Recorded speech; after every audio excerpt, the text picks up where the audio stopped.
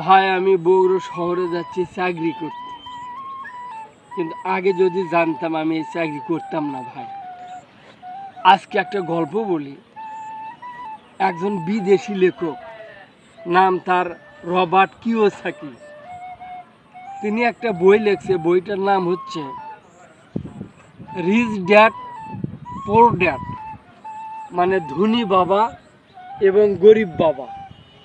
তার যে বাবা তাই হচ্ছে গরিব বাবা, আর বন্ধুর বাবা হচ্ছে ধনী বাবা। সে চিন্তা করলো, কে রে আমার বাবা গরিব কেন আর বন্ধুর বাবা ধনী কেন? সে দেখলো যে ছোট থেকে তার বাবা তাকে উপদেশ দেয় যে ভালো করে লেখাপড়া শিখবি, একটা বড় চাকরি নিবি, অথবা ডাক্তার হবি, এই ধরনের।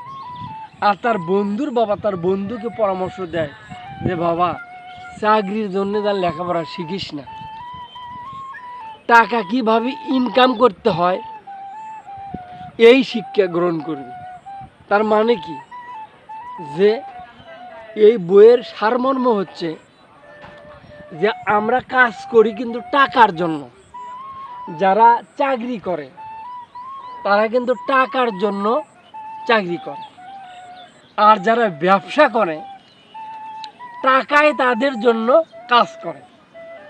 সে ঘরে বসে থেকে ব্যবসার নিয়ম নীতি রুলস তৈরি করে, আর সেই পথ ধরে টাকা চলে আসে।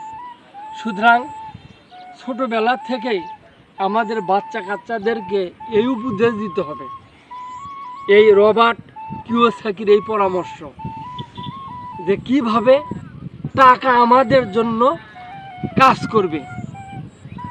কিন্তু এই পরামর্শ দেওয়া যাবে না যে আমরা যেন টাকার জন্য কাজ করি। বুঝতে পারছেন ভাই? গল্পটা যদি ভালো লাগে তাহলে অবশ্যই লাইক কমেন্ট শেয়ার করে অন্যদেরকে দেখার সুযোগ করে দেবেন।